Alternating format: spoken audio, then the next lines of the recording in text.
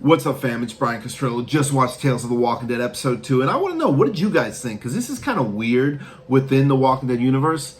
Really cool story, but just kind of odd. But there were some Easter eggs within there. But throughout this whole episode, I'm just looking for Bill Murray or a groundhog because to me that's what this movie was, or this episode was that movie. And Groundhog Day is absolutely one of my favorite movies. So I was enjoying this, but like I said, it was really weird within the Walking Dead universe of what we know and what this means. So basically the premise is you have Gina, played by Jillian Bell, amazing actress. She's incredibly funny. And you got Parker Posey, who's playing Blair. She's the boss. And one of my other favorite characters in this was the Homeland Security officer, played by Amir Baraka. Now, Blair, who's the boss, she's basically very rude. She's a horrible boss. Not like actually worse in the movie Horrible Bosses, but she's horrible to Gina. She's horrible to their whole crew. And she is aware, because of her husband, that, you know, what's going on. And they're getting ready to take off. And she wants them to stay behind because she wants to take advantage of this crisis, make all this money, hoping that, you know, the government will take care of it, but does not really even care about the safety of her crew. So she's going off, and right before, you know, she takes off, she's having this whole kind of bitch session where she's kind of yelling at her, no, just kind of berating her whole office, especially Gina, you could see her getting sick of this, and she clearly does not like her.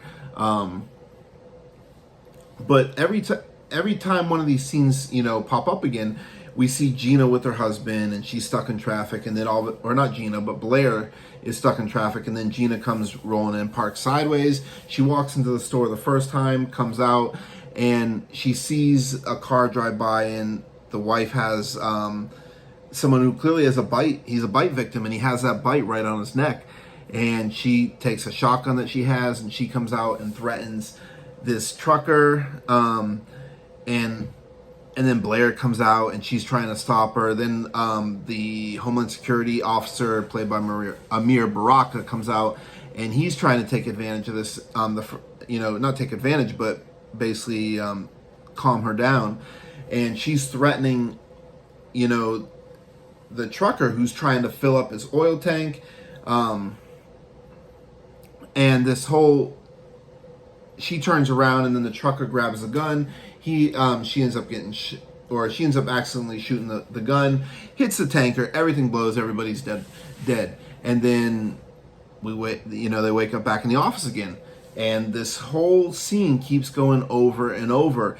A little bit different every time, but every time still you see that bite victim, he turns into a walker, ends up eating the woman that was driving him. And the officer, you know, what he does changes a little bit here and there. But one of the cool moments in one of these scenes is they, like I said, they keep changing, they keep fighting within each scene. But the officer has a kid named Wendell, who has this little truck, and that of course makes me think of Fear the Walking Dead. Wendell, who is a truck driver, and fantastic character, of course, played by Daryl Cho Mitchell. But I don't know if they purposely did that, but that's what I was thinking the whole time. But in that particular scene, she ends up shooting the trucker who's in the truck, because he ends up escaping. Wendell's in there, and Wendell's stuck in the passenger seat, and Gina jumps on the door, and Blair is on the top of it, and they're kind of still arguing back and forth over this whole thing, because they clearly hate each other. And then they wake up back in the office, and each time, like, you know, one of them screams, but after a while they start realizing that they're going through this whole Groundhog Day, reawakening, deja vu, whatever you want to call it, and just going through it. But they are aware of it while everybody else isn't.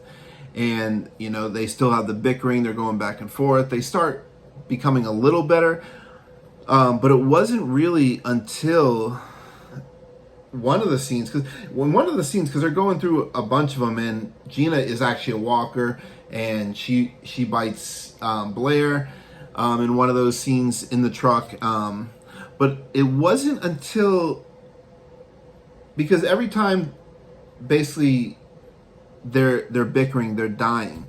And one of the scenes right before it, they're having this little talk, they're sitting down, and she says, Gina says to Blair, you keep ruining the cycle. How about just let me go, take the truck, quit fighting me. I want to get to my family. But we find out that she died in that time. But it wasn't until they started getting along that they actually survived. So that's sort of a metaphor within the Walking Dead universe, that when you are essentially selfish, it doesn't work out well for you. It didn't work out well for Shane. It didn't work out well for the governor. And there's countless others within the Walking Dead universe where selfish kind of got in the way of, their ability to survive. But so the one time that they started working together, they came to this bridge and they parked the tanker over it, and then they look down and there's all these walkers coming in, and it's that same, traffic jam or whatever, and people are running away and the walkers are coming. So she's pouring down the gas out of the tanker. Eventually they end up getting everything on fire, and then it explodes and they survive. But tell me if I'm wrong, because is that not the same bridge that Dwight came under, where you saw all those cars that were, destroyed? You had the dead bodies everywhere, because that looked a lot like that bridge that Dwight was under, and I believe it was Daryl that was looking for him during that moment. But for those of you that watched that, is that the same bridge? It just looked very familiar to me. But it ends up blowing them. It throws them away, down the bridge a bit, but they survive this time, and they're just, kind of going back and forth, but it's more friendly banter this time, and there's a lot of dark humor in this episode.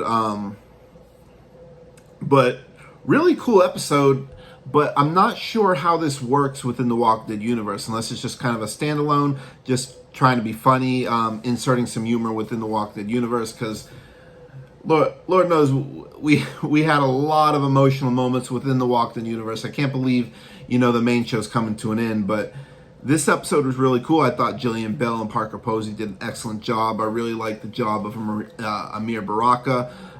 Fantastic. But what did you guys think of this episode? Was I right on those 2 Easter eggs? Is that the bridge that Dwight was under? Because it sure looked like it from the different angles. I could be wrong. And then, of course, that had to have been a shout out to Wendell on Fear the Walking Dead. But what did you guys think? Did you like it? I enjoyed it. And I'm looking forward to the next one. The next one's Alpha. So I'm looking forward to more of her backstory. But yeah, I enjoyed it. Let me know in the comments what you thought. And as always, I love doing a shout out when I do these kind of breakdowns, and this one is no different. In episode 2, I'm going to do it again to my good friend Bridget Mason Gray. You may know her as Punky Bruiseter, and she is my shout out. Of course, I'm going to put her YouTube link in the video's description. Please give her a follow. She's got some great content, and you'll love the videos that she's putting out there. She's hilarious, a lot of fun, and I promise you're going to enjoy her videos. But yeah, thank you guys for watching. I love you guys. Can't wait for episode 3. TWD family forever.